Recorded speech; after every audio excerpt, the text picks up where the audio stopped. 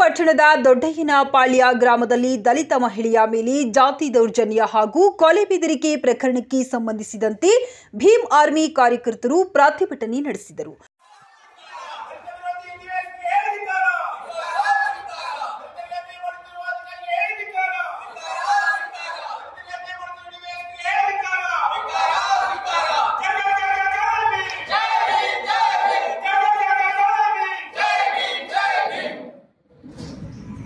ಮಂಜುಳಂಬ ಎಂಬ ದಲಿತ ಮಹಿಳೆ ತಿಪಟೂರು ಪೊಲೀಸ್ ಠಾಣೆಗೆ ದೂರು ನೀಡಿದರು.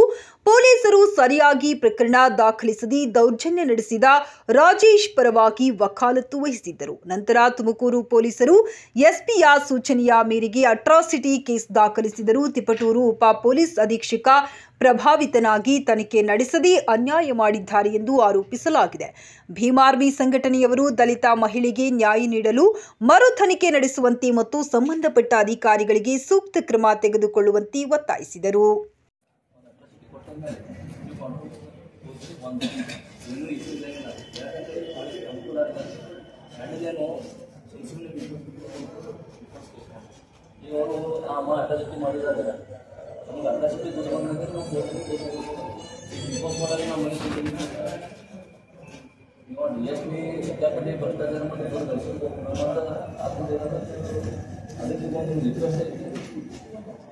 ಸಂಬಂಧಪಟ್ಟ ಅಧಿಕಾರಿ ರಿಪೋರ್ಟ್ ಮಾಡಬೇಕು.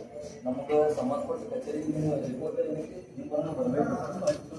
ಬೈ ಚಾನ್ಸ್ ನಿಮ್ಮ ಬಾಯಿ ಬಂದಿದ್ದ ನೀವು ಹೋರಾಟ ಮಾಡಬೇಕು. ಸಂಬಂಧಪಟ್ಟ ದಾವಣಗೆರೆ ನಾವು ಅಲ್ಲಿ ಮಾಡೋಕ್ಕೆ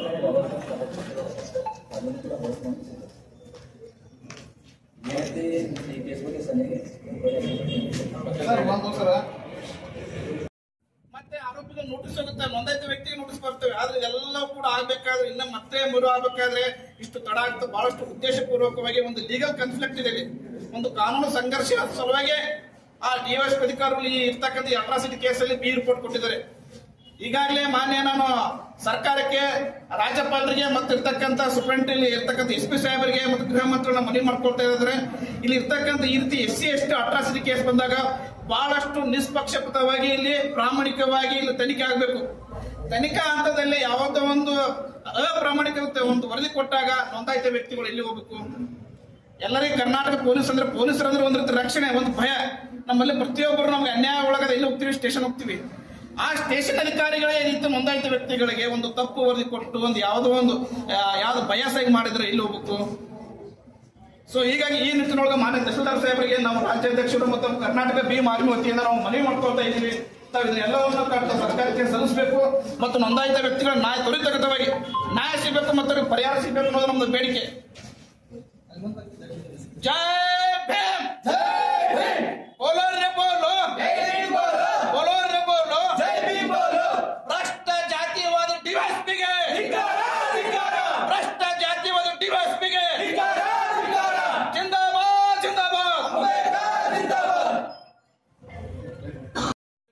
ಅತ್ಯಂತ ರಿಕ್ವೆಸ್ಟ್ ಆಗಿ ಅಪೀಲ್ ಮಾಡ್ತಾ ಇದ್ದೀನಿ. ಯಾಕಂದ್ರೆ ಇದು ಆಗದೆ ಇದ್ರೆ ರಾಜ್ಯದಲ್ಲಿ ಇನ್ನೊಂದು ಭೀಮಾ ಕೋರೆಗಳ ಯುದ್ಧಕ್ಕೆ ರೆಡಿ ಆಗುತ್ತದೆ.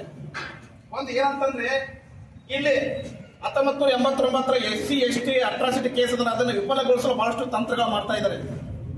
ಒಂದು ಎರಡನೇದಾಗಿ ಇಲ್ಲಿರ್ತಕ್ಕಂಥ ಈ ಒಂದು ಅಟ್ರಾಸಿಟಿ ಕೇಸಲ್ಲಿ ತನಿಖಾಧಿಕಾರಿ ಯಾವತ್ತು ಬಿಲೋ ಯಾಕಂತ ಡಿವೈಎಸ್ಪಿ ಇರ್ತಾರೆ. ಇಲ್ಲಿ ಡಿವೈಎಸ್ಪಿ ಅವರು ಯಾವುದೇ ಒಂದು ಒತ್ತಡಕ್ಕೂ ಆಮಿಷಕ್ಕೂ ಅಥವಾ ಹಣಕ್ಕೆ ಅಥವಾ ಏನೂ ಗೊತ್ತಿಲ್ಲ, ಇಲ್ಲಿ ಕಾಣದ ಕೈಗಳು ಕೆಲಸ ಮಾಡಿದ್ದಾವೆ. ಯಾಕಂದ್ರೆ ನೋಂದಾಯಿತ ಕುಟುಂಬಕ್ಕೆ ನೊಂದ ವ್ಯಕ್ತಿ ಠಾಣೆಗೆ ಬಂದ ಕೂಡಲೇ ಯಾವುದೇ ಇರಲಿ ಅದು ನೊಂದಕ್ಕೆ ಫಿರ್ಯಾದಿ ಕೊಟ್ಟು ಕೂಡಲೇ FR ಆಗಬೇಕಿತ್ತು. ಬಟ್ ಅನ್ಫಾರ್ಚುನೇಟ್ಲಿ ಇಲ್ಲಿ ಆಗಿಲ್ಲ. ಮೇಲ್ನೋಟಕ್ಕೆ ಪ್ರೈಮರಿ ಪೇಸ್ ಏನಾಗ್ತಾ ಇದ್ರೆ ಇಲ್ಲಿ ನೋಂದಾಯಿತ ವ್ಯಕ್ತಿಗಳು ತುಮಕೂರಿಗೆ ಹೋಗಿ SP ಆಫೀಸ್ಗೆ ಹೋಗಿ ಎಡಿಷನಲ್ SP ಅವರಿಗೆ ಮನವಿ ಮಾಡ್ಕೊಳ್ತಾರೆ. ಸಾಹೇಬ್ರೆ ನಾವು ರೀತಿ ನಮ್ಗೆ ಅನ್ಯಾಯ ಆಗಿದೆ, ಈ ರೀತಿ ಜಾತಿಯಿಂದ ನಮ್ಮನ್ನು ಇದು ಆಗಿದ್ದಾರೆ. ಬಟ್ ಇಲ್ಲಿ ಇರ್ತಕ್ಕಂಥ ಠಾಣಾಧಿಕಾರಿಗಳು ಒಂದು FR ತೆಗೆದುಕೊಳ್ತಾರೆ ಅಂದ್ರೆ ಮಾನ್ಯ ಎಡಿಷನ್ ಆನರೇಬಲ್ ಯಾರು ನಮ್ಮ SP ಸಾಹೇಬರು ಮತ್ತು ಎಡಿಷನಲ್ SP ಅವರು ಮನವಿ ಇದು ಮಾಡ್ತಾರೆ, ಒಂದು ಡೈರೆಕ್ಷನ್ ಕೊಡ್ತಾರೆ, ನೋಡ್ರಪ್ಪ ಇದು FR ಮಾಡ್ಕೊಡ್ರಿ ಅಂತೇಳಿ. FR ಆದ ನಂತರ ಈ ಕೇಸು ಬಹಳಷ್ಟು ಏನಂತಾರಲ್ಲ ವಿಷಯೇತರವಾಗಿ ಇದು ಬಹಳಷ್ಟು ಜೆನ್ಯೂನ್ ಕೇಸ್. ಇಲ್ಲಿ ಏನಾಗಿದೆ, ಇಲ್ಲಿ ಬಿ ರಿಪೋರ್ಟ್ ಸಲ್ಲಿಸಿದ್ದಾರೆ. ಯಾವ ಕಾರಣಕ್ಕೆ ಸಲ್ಲಿಸಿದ್ರೆ ಎರಡನೇ ಮಾತು. ಆದ್ರೆ ಒಂದು ಇಲ್ಲಿ ನೋಂದಾಯಿತ ವ್ಯಕ್ತಿಗೆ ಒಂದು ಎರಡನೇದು ಏನಂತಂದ್ರೆ ಇಲ್ಲಿ ಇರ್ತಕ್ಕಂಥ ಎಲ್ಲಾ ಸಾಕ್ಷಿಗಳನ್ನು ಪೊಲೀಸ್ ಇಲಾಖೆ ಮೇಲಧಿಕಾರಿ ನಮ್ಮ DSP ಏನು ಒಂದು ಹುದ್ದೆ ಅಂತೇಳಿ ಆ ಎಲ್ಲಾ ಸಾಕ್ಷಿಗಳನ್ನು ನಾಶಪಡಿಸಿದ್ದಾರೆ. ಮೂರನೇದಾಗಿ ಅವ್ರ ಕುಟುಂಬಕ್ಕೆ ಒಂದು ಸೂಕ್ತ ರಕ್ಷಣೆ ಇಲ್ಲ. ನಾಲ್ಕನೇದು ಮಾನ್ಯ ಗೃಹ ಮಂತ್ರಿಗಳಿಗೆ ಯಾಕಂದ್ರೆ ಪರಮೇಶ್ವರ್ ಸಾಹೇಬ್ರ ನೆಲೆ ಇದೆ ಮತ್ತು ಈ ನೆಲದಿಂದ ಯಾಕಂದ್ರೆ ಬಸವಣ್ಣ ನಾವು ಯಾಕಂದ್ರೆ already we came from Vijayapura, ಬಸವಣ್ಣದಿಂದ ಬಂದಿವಿ. ಇಲ್ಲಿ ಬಸವಣ್ಣನ ಅನುಷ್ಠಾನಗೊಳಿಸಿದಂತ ಭೂಮಿ ತುಮಕೂರು ಜಿಲ್ಲೆ. ಈ ಜಿಲ್ಲೆಯಲ್ಲಿ ಶೋಷಿತರಿಗೆ ಯಾವತ್ತೂ ನ್ಯಾಯ ಸಿಗ್ತಾ ಇಲ್ಲ.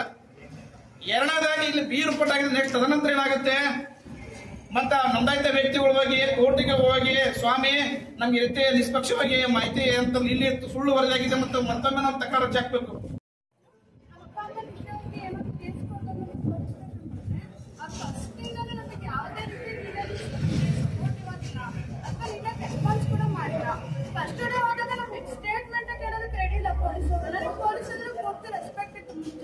ಇವಾಗ ಹೆಂಗಾಯ್ತು ಅಂದ್ರೆ ರೆಸ್ಪೆಕ್ಟ್ ಹೊರಟೋಯ್ತು. ನನಗೆ ಅವ್ರನ್ನ ನಮ್ ಸ್ಟೇಟ್ಮೆಂಟ್ ಕೇಳೋದಕ್ಕೆ ರೆಡಿ ಇಲ್ಲ. ಏನಕ್ಕೆ ಅಂತ ನನಗಂತೂ ಗೊತ್ತಿಲ್ಲ. ಆಪೋಸಿಟ್ ಪಾರ್ಟಿಗೆ ಏನಾದ್ರು ಕೇಳ್ತಿದ್ದಾರೆ. ಅನ್ಯಾಯ ಆಗಿರೋದು ನಮಗೆ ಅದು ನನಗೆ ಗೊತ್ತಿಲ್ಲ. ಅದಕ್ಕೆ ಎಷ್ಟು ಧೈರ್ಯವಾಗಿ ನಿಂತಿರೋದು. ಇವಾಗ ನಾನು ತಪ್ಪು ಮಾಡಿದ್ರೆ ನನಗೆ ಧೈರ್ಯ ಇರ್ತಾ ಇರಲಿಲ್ಲ. ಅವ್ರನ್ನ ಏನಾದ್ರು ಹೇಳಕ್ಕಾದ್ರೆ ಸಾಕು, ಮುಚ್ಚು ಬಾಯ್ ಮುಚ್ಚು ಬಾಯ್ ಎಷ್ಟು ಜೋರಾಗಿ ನನಗೆ ಕೈ ಕಾಲೆಲ್ಲ ಅವತ್ತಂತೆ ನಡಕ್ತಿತ್ತು. ಹಿಂಗ ಪೊಲೀಸ್ ಅಂದ್ರೆ ಅಂತ ಅಷ್ಟು ಭಯ ಆಗೋಯ್ತು. ಅಲ್ಲಿವರೆಗೂ ಕಾನೂನು ಅಂದ್ರೆ ನನಗೆ ಪೊಲೀಸ್ ಅಂದ್ರೆ ತುಂಬಾ ರೆಸ್ಪೆಕ್ಟ್ ಇತ್ತು. ಅದಾದ್ಮೇಲೆ ನಮಗೆ ತುಂಬಾ ಬೇಜಾರಾಗೋಯ್ತು. ಈಗ ಜನ ಎಲ್ಲ ಹಿಂಗ ಪೊಲೀಸ್ ಅಂದ್ರೆ ಹಿಂಗ ಅಂತ. ಅದಾದ್ಮೇಲೆ ನಾನು ಅಣ್ಣನ ಕಾಂಟ್ಯಾಕ್ಟ್ ಮಾಡಿದೆ. ಅಣ್ಣ ಬಂದ್ರು ಕೂಡ ಅವ್ರನ್ನು ಕೂಡ ಇಂಡೈರೆಕ್ಟ್ ಆಗಿ ಕಟ್ಟರು. ಯಾವ್ದೋ ಜಿಲ್ಲೆಯಿಂದ ಬಂದಿದ್ದೀರಾ, ನಿಮ್ಗೆ ನೀರು ಒಳಗೆ ಹಾಕ್ಬಿಡ್ತೀನಿ ಅಂತ ಇಂಡೈರೆಕ್ಟ್ ಆಗಿಲ್ಲ. ಅವ್ರಿಗೂ ಕೂಡ ತುಂಬಾನೇ ಅವಮಾನ ಮಾಡಿದ್ರು. ಅಣ್ಣ ಯಾವ್ದಕ್ಕೂ ಬಂದಿಲ್ಲ. ಅವ್ರು ಧೈರ್ಯವಾಗಿ ನಿಂತರು. ತಪ್ಪು ಯಾರೇ ಮಾಡಿದ್ರು ನಾನು ಎಲ್ಲರ ವಿರುದ್ಧ ಹೋರಾಡೋದಕ್ಕೆ ನಾನು ರೆಡಿ ಇದ್ದೀನಿ ಅಂತ ಅಣ್ಣ ಧೈರ್ಯವಾಗಿ ಹೇಳಿದ್ರು. ಅಲ್ಲಿಂದ ಇನ್ನವರೆಗೂ ನಮ್ಗೆ ಅಣ್ಣ ತುಂಬಾ ಧೈರ್ಯ ತುಂಬಿದ್ರು. ಇಲ್ಲ ಅಂದ್ರೆ ನಮಗೆ ಕೇಸ್ ಅವತ್ತ ಕ್ಲೋಸ್ ಆಗಿ ಹೋಗ್ಬಿಟ್ಟಿತ್ತು. ಅದಾದ್ಮೇಲೆ ನಾವು ಎಸ್ ಪಿ ಅವ್ರ ಹತ್ರ ಹೋಗ್ಬಿಟ್ಟು ಅಲ್ಲಿಂದ ಪರ್ಮಿಷನ್ ತಂದು ಆಮೇಲೆ ಕೇಸ್ ಮಾಡಿಸಿದ್ಮೇಲೆ ನಾವೆಲ್ಲಾ ಸಾಕ್ಷಿಗಳನ್ನ ಕೊಟ್ಟಿದ್ದೀವಿ. ಎಲ್ಲಾ ಸಾಕ್ಷಿಗಳನ್ನ ಕೊಟ್ಟಿದ್ರು ಕೂಡ ಒಂದಿನ ಏನಂದ್ರೆ ಡಿವೈಎಸ್ಪಿ ಅವ್ರಿಗೆ ಏನು ರೆಸ್ಪಾನ್ಸ್ ಮಾಡ್ತಾ ಇದ್ದಿಲ್ಲ. ಅಲ್ಗೋದ್ರೆ ಒಂದಿನ ಏನಾಯ್ತು ಅಂತಂದ್ರೆ ನಮ್ಮ ಆಪೋಸಿಟ್ ಪಾರ್ಟಿ ಇದಾನಲ್ಲ ಅವ್ನು ಅಲ್ಲೇನೆ ನಮ್ಮ ಮುಂದೆನೆ ಪಾಸ್ ಆದ. ನಾವು ಅವ್ನ ಮುಂದೆ ಪಾಸ್ ಆಗಿ ಮನೆಗೆ ಹೋದ್ಮೇಲೆ ನಾವು ಹೋದ್ವಿ ಡಿವೈಎಸ್ಪಿ ಆಫೀಸ್ ಒಳಗಡೆ ಹೋದ್ವಿ. ಅಲ್ಲೂ ಕೂಡ ಅವರು ಡಿವೈಎಸ್ಪಿ ಅವ್ನ ಮುಂದೆ ನಮ್ಮ ಮುಂದೆನೆ ಬೈಕೊಳ್ಳೋದು. ಅದೇನ್ ಮಾಡ್ಕೊಂತೀರ ಮಾಡ್ಕೊಳ್ರಿ ಅಂತ ಅಂದೋದು. ಅದನ್ನ ನಾವು ಡಿವೈಎಸ್ಪಿ ಅವ್ರಿಗೆ ಹೇಳಿದ್ರೆ ಅವ್ರೇನಂತಾರೆ, ನಿಮ್ಮನ್ನ ಯಾರು ಇಲ್ಲಿ ಬರಕ್ ಹೇಳಿದ್ದು, ನಾವ್ ಹೇಳ್ದಾಗ ಮಾತ್ರ ಬರ್ಬೇಕು ಅಂತ ಅಂತಾರೆ. ನಾನ್ ಕಾನ್ಸ್ಟಿಟ್ಯೂಷನ್ ಓದಿರೋ ಪ್ರಕಾರ ಈ ತರ ಎಲ್ಲ ಪೊಲೀಸ್ ಅಂದ್ರೆ ರೆಸ್ಪಾನ್ಸ್ ಮಾಡೋದು ಅಂತ ನನಗೆ ಗೊತ್ತಾಗ್ತಾ ಇತ್ತು. ಆದ್ರೆ ಏನ್ ಮಾಡೋದು ಅಂತ ನನಗೆ ಗೊತ್ತಾಗ್ತಿರಲಿಲ್ಲ ಅವತ್ತಿನ ದಿನ. ನೀವು ಕಾಲ್ ರಿಸೀವ್ ಮಾಡಿಲ್ಲ ಅಲ್ಲ ಸರ್, ಅದಕ್ಕೆ ಬಂದ್ವಿ ಅಂತ ಅಂದ್ರೆ ಅವರು ನಿಮ್ ಕಾಲ್ ರಿಸೀವ್ ಮಾಡೋದಕ್ಕಲ್ಲ ನಾನು ಜಾಬ್ಗೆ ಸೇರ್ಕೊಂಡಿರೋದು ಅಂತೆಲ್ಲ ಏನೇನೋ ಹೇಳ್ತಿದ್ರು. ಮತ್ತೆ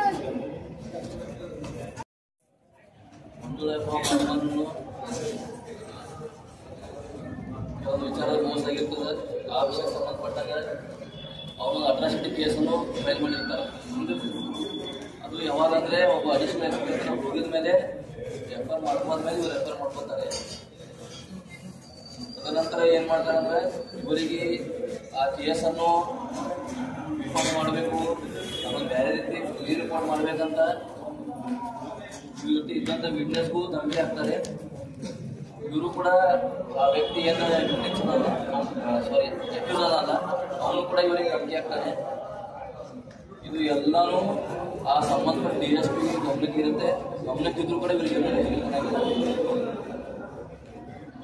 ಏನೋ ಒಂದು ರಾಜಕೀಯ ಪ್ರೆಷರಿಂದ ಅಥವಾ ನೀವು ಏನೋ ಭ್ರಷ್ಟಾಚಾರ ಮಾಡಿ ದುಡ್ಡದಿಂದ ಏನೋ ನೀವು ಅತ್ಯಾಚಾರ ಮಾಡಿರ್ಬೋದು. ಅದು ಇಟ್ಕೊಂಡು ಒಂದು ಬಿಪಾಸ್ ಮಾಡಿದರೆ ನಾವು ಹೋರಾಟ ಮಾಡುವಾಗ ಕೆಲವರು ಪೊಲೀಸ್ ಅಧಿಕಾರಿನ ಹಚ್ಚಿ ನಮ್ಮ ಹೋರಾಟನೂ ಪೊಲೀಸ್ಬರಂತ ಕೆಲವೊಂದು ಬಿಲ್ಗಳು ನೀಡಿ ಅದನ್ನು ಕ್ಯಾನ್ಸಲ್ ಮಾಡಿಸಿದ್ರಿ. ಬಾಬಾ ಸಾಹೇಬರು ಆ ಕಾಲದಾಗ ಹೋರಾಟ ಮಾಡೋದು ಒಬ್ಬರೇ. ಇವತ್ತು ನಾವು ಒಬ್ಬರೇ ಇದ್ರು ಹೋರಾಟ ಮಾಡ್ತೀವಿ, 10 ಜನ ಬಂದು ಹೋರಾಟ ಮಾಡ್ತೀವಿ. ನಮಗೆ ನ್ಯಾಯ ಸಿಕ್ತು ನಮ್ಮ ಭರವಸೆನ ಬಾಬಾ ಸಾಹೇಬ್ರ ಐತಿ. ಸಂವಿಧಾನ ಅನ್ನೋದು ಸಂವಿಧಾನ ಅಡಿಯಲ್ಲಿ ನೀವು ಕೆಲಸ ಮಾಡಬೇಕು. ಅಧಿಕಾರಿಗಳು ನಾವು ಅದ್ರ ಅಡಿಯಲ್ಲಿ ನಾವು ಚೌಕಟ್ಟಲ್ಲಿ ನಾವು ಕೆಲಸ ಮಾಡಬೇಕು. ಕಾನೂನು ಚೌಕಟ್ಟಲ್ಲಿ ನೀವು ನಮ್ಮ ಅಧಿಕಾರಿ ನೀವು ಕೆಲಸ ಮಾಡಬೇಕು, ನಾವು ಕೆಲಸ ಮಾಡಬೇಕು. ಸಂವಿಧಾನ ಅದು ಬರೀ ಅದು ಪದ ಅಲ್ಲ, ಸದಾ ನಮ್ಮ ರಕ್ಷಣೆ ಕೊಡುವ ಒಂದು ದೊಡ್ಡ ಶಕ್ತಿ ಇದೆ. ಬಾಬಾ ಸಾಹೇಬರು ಒಂದು ಮಾತು ಹೇಳ್ತಾರೆ, ದೇವರ ದೃಷ್ಟಿ.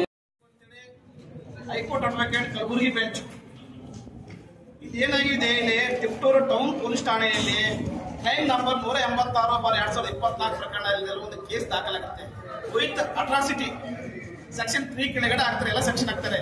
382, 352 and 35 ಕ್ಲಾಸ್ 3 and 5 ಎಲ್ಲ ಆಗ್ತಾರೆ. ಸ್ವಾಮಿ ಇಷ್ಟೆಲ್ಲ ಕೇಸ್ ದಾಖಲಾದ ನಂತರ ನನಗೆ ಏನಿಸ್ತದೆ, ನಮ್ಮ ಕರ್ನಾಟಕ ಭೀಮ್ ಆರ್ಮಿ, ಕರ್ನಾಟಕ ಏಕತಾ ಮಿಷನ್ ಭೀಮ್ ಆರ್ಮಿಯಿಂದ ನಾವು ಅಲ್ಲಿಂದ ಇಲ್ಲಿಗೆ ಬರಬೇಕಾದ್ರೆ ನಮ್ಮ ರಾಜ್ಯಾಧ್ಯಕ್ಷರಿಗೆ ಕನಿಷ್ಠ 50 ಕರೆಗಳು ಬರ್ತವೆ. ಯಾರು ಮಾಡ್ತಾರೆ? ಇಲ್ಲಿ ಪೊಲೀಸ್ ನಮ್ಮೇಲೆ ಇಲ್ಲಿ ಬಂದ ತಕ್ಷಣ ನೈಟ್ ಅಂತ ಬರ್ತಾ ಇದೀವಿ, ಪ್ರತಿಯೊಂದು ಅಬ್ಸರ್ವೇಷನ್ ಮಾಡ್ತಾ ಇದೀವಿ. ಎಲ್ಲ ಪೊಲೀಸರು ಅಬ್ಸರ್ವೇಷನ್ ಮಾಡೋದು, ವಾಚ್ ಮಾಡೋದು, ಆಮೇಲೆ ಇಂಟೆಲಿಜೆನ್ಸ್ ಆಗಿ ಇಟ್ಕೊಳ್ತಾ. ಸ್ವಾಮಿ ನನಗೆ ಏನ್ ಅನಿಸ್ತದೆ, ಹಿಂಗ ಒಬ್ಬ ಹೈಕೋರ್ಟ್ ಲಾಯರ್ ಆಗಿ ಹೇಳ್ತೀನಿ ನಾನು, ನಾವ್ ಎಲ್ಲಿ ಇರ್ತಾ ಇದ್ದೀವಿ ನಾವು? ಇದು ಪೊಲೀಸ್ ಸ್ಟೇಟ್ ಅಲ್ಲ, ಇದು ವೆಲ್ಫೇರ್ ಸ್ಟೇಟ್. ಇಲ್ಲಿ ರೂಲ್ ಆಫ್ ಲಾ ನಡೀತಾ ಇದೆ. ಇದು ಪೊಲೀಸರ ದೌರ್ಜನ್ಯ ಯಾವತ್ತು ದೇಶಕ್ಕೆ ಇಂಡಿಪೆಂಡೆನ್ಸ್ ಸಿಕ್ತು ಅವಾಗೆ ಹೋಯ್ತು. ಪೊಲೀಸ್ ಅಂದ್ರೆ ಭಯ ಅಲ್ಲ, ಪೊಲೀಸ್ ಅಂದ್ರೆ ಅಭಯ ಇರಬೇಕು. ಬಟ್ ಇಲ್ಲಿ ಇರ್ತಕ್ಕಂಥ ಕೆಲವು ದುಷ್ಟ ಅಧಿಕಾರಿಗಳಿಂದ ಇಡೀ ಪೊಲೀಸ್ ಇಲಾಖೆಗೆ ಕೆಟ್ಟ ಹೆಸರು ಬರ್ತಾ ಇದೆ. ತದನಂತರವಾಗಿ ಆಮೇಲೆ ನಮ್ಮ ಜಿಲ್ಲಾಧ್ಯಕ್ಷರು ಮತ್ತು ಕೆಲವು ಪದಾಧಿಕಾರಿಗಳು ಅವ್ರಿಗೆ ಪೊಲೀಸ್ ಮಾತಾಡಿದ್ರೆ, ಅಮ್ಮ ನೋಡು ನೀನು ಎಲ್ಲ ಹೋರಾಟ ಮಾಡಬೇಡಿ, ನಿಮ್ ವಿರುದ್ಧ ಕೇಸೇ ಒದ್ದುಗಳಾಗ್ತವೆ ಅಂತಾರೆ. ಅಂದ್ರೆ ಪೊಲೀಸ್ ಅಧಿಕಾರಿಗಳು ಈ ರೀತಿ ಹೋರಾಟವನ್ನು ಹತ್ತಿಕ್ಕತಕ್ಕಂಥ ಒಂದು ಕುತಂತ್ರ ನಡೀತಾ ಇದೆ. ಇದಕ್ಕಾಗಿ ನಮ್ಮ ಕರ್ನಾಟಕ ಭೀಮರು, ರಾಜ್ಯದ 28 ಜಿಲ್ಲೆಗಳು ಬಹಳಷ್ಟು ಸಕ್ರಿಯವಾಗಿರ್ತಕ್ಕಂಥ ಕರ್ನಾಟಕ ಭೀಮ್ ಆರ್ಮಿ ಕರ್ನಾಟಕ ಏಕತಾ ಮಿಷನ್ ಸಂಘಟನೆ ಇದೆ.